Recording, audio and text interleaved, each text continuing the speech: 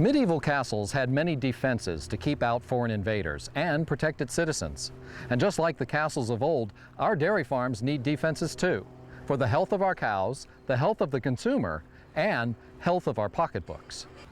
Hi, I'm Ted, and I'm here to talk to you about keeping our farms and cows safe from infectious diseases, the kind we hope we never see, like foot and mouth disease, and the kind that we might see, like tuberculosis and salmonella, BVD, brucellosis, and many others. The last thing I want to live through is a full-blown epidemic affecting the entire region. I know from past epidemics there have been isolated farms by luck or by design that were not affected. I want my farm to be one of those, and I'm willing to find out what it takes. Did you know that many of the things that we can do to prevent the spread of foreign animal diseases can also help prevent the more common diseases from entering our herds and farms? In the next several minutes, we'll talk about the important defenses we could put in place in order to keep our herds healthy, to protect our products, and to protect the market.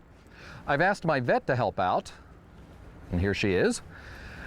Let's use my my farm, as an example to see just how vulnerable my operation might be. Well, Ted, there's two general types of preventive measures that we can put into place to prevent the spread of infectious diseases. The first is to prevent diseases from entering the farm from the outside, and the second is to prevent the spread of disease within the farm. Let's focus first on those outer defenses.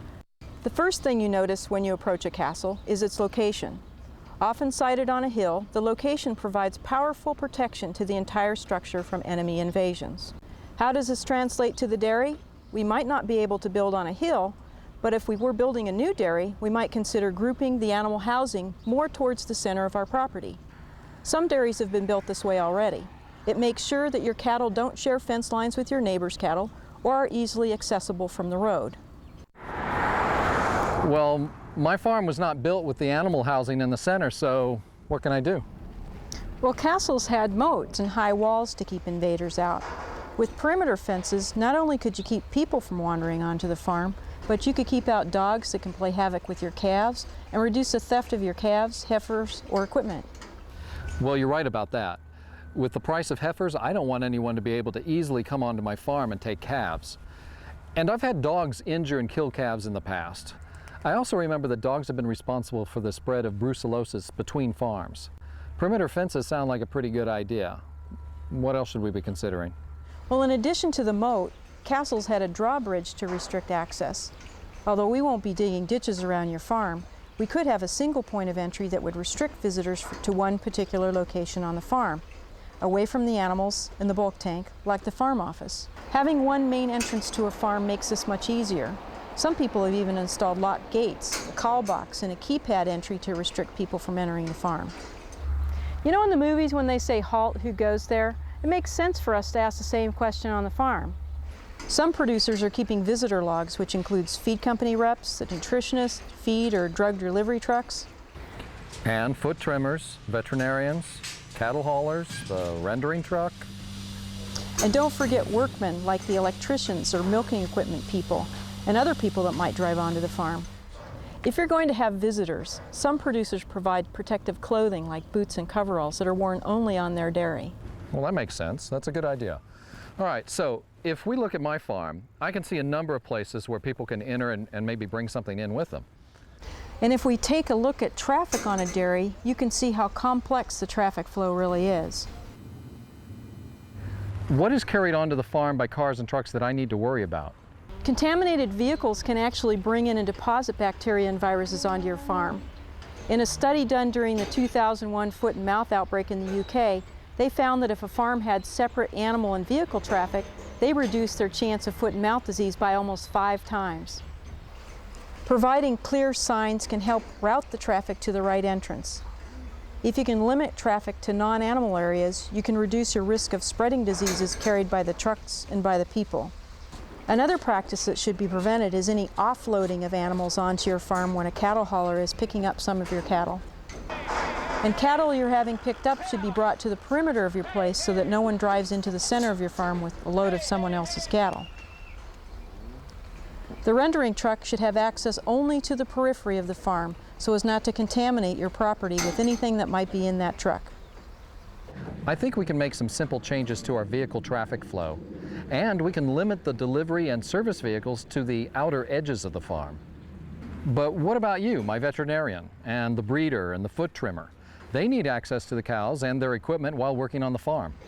For the foot trimmer, you could provide a working site where you could move the cattle to him and he doesn't have to drive into the middle of your farm. Or you could provide on-farm transportation and clean clothing and maybe even a boot wash. You should be the person that sets the pattern of how vehicles enter your farm and, in effect, when you lower the drawbridge. Well, how can I be sure that vehicles are not bringing diseases in with them? Trucker tire washing is required in the poultry and swine industries. You need to decide how much risk you are willing to take. The idea is to limit the risk of contamination from other animals as much as we can. One of my security concerns has always been access to the milk house and the bulk tank. One contaminated load of milk with antibiotics or chemicals can cost me a bundle, can cost my creamery money, and could damage my industry's reputation. Think of your milk house as the castle keeper tower. That was the best fortified place in the castle. Your milk house and bulk tank hold the farm's most precious commodity, next to the cows. Because of the potential contamination of the bulk tank from a disgruntled worker or someone else, many producers have gone to putting a lock in their bulk tank or have some means to limit access to it. The safety and security of the milk supply starts here on the farm. So the external defenses include fences, gates, traffic control, and milk house access. What about the internal defenses, the things that will prevent the spread of diseases within my farm? The first thing to think about is if you buy any animals or move animals on and off the farm, like heifers and bulls, you run the risk of introducing new diseases or new strains of diseases. Well, I do buy bulls occasionally, and the heifer calves go to a calf ranch and come back. Movement of heifers, bulls, and show cattle back onto the farm also present risks for introducing new diseases to the herd. There are many sources of outside cattle. You could buy bulls, springers, and get cattle at the sales yard. Do you really know a lot about those animals you're buying? Like the legendary Trojan horse, you could have bought a bull or a heifer with foot warts, yonis, salmonella, BVD, or something worse. You need to know the disease status of the herd those animals came from. What about isolating them when they come back onto my farm? A standard recommendation is that any animal that comes onto your farm should be isolated or quarantined for up to 3 weeks. It should be in a spot to which other animals don't have access, at least 100 yards from other cattle. The issue is that cattle can be incubating a disease and not showing any signs. Isolation gives them the time to become sick with an acute disease if they're going to. It's also a great time to test these animals for disease. We could do ear notches for BVD or milk cultures for mycoplasma or Staph aureus mastitis and take a look at any sick animals. Another benefit of isolation is that you can get them used to your feeds before putting them in with the rest of the herd. To further prevent the spread of diseases through the herd, we should also limit different cattle groups' access to each other. For example, young stock should be kept far away from adult cows. And if we're going to handle the young stock, that should be done before we work with the older animals. Or you might have workers that are restricted to just working with the calves, have changes of clothes between cows and calves, and also boot wash facilities. To prevent many diseases like yonis and salmonella, we need to make sure that the young stock never have access to adult cow manure. So when it comes to older cattle, we don't want to group the fresh cows next to the hospital cows because fresh cows are most susceptible to infectious diseases.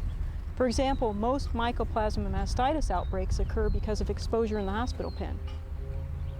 And we should try to minimize any opportunities for the contamination of the feed bunks or water troughs with manure.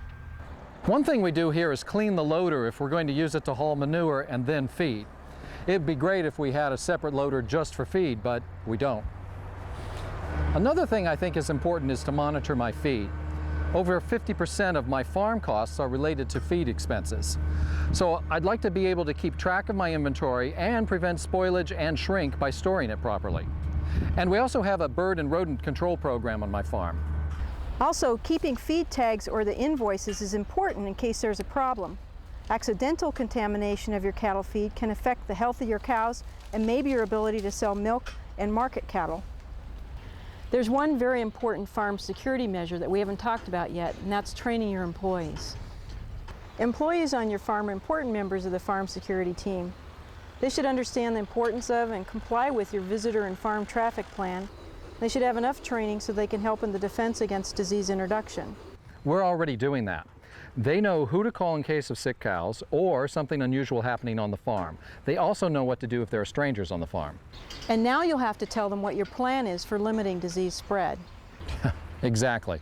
I'll need to train them in all the things I've learned today. Basically, they need to know why your plan is important and why they are important in helping you implement it. We know we can't have zero risk of disease introduction, but we can certainly minimize the risk, reduce theft on the farm, reduce our chances of spreading diseases, and diminish the possibility of chemical or biological contamination of feed, cattle, and milk. Each additional protection helps reduce our risk. And even if you had a foreign animal disease introduced into your herd, we need to have things in place to reduce spread to the rest of the industry. If a disease is introduced into your neighbor's herd, these are the same things you can do to protect your farm.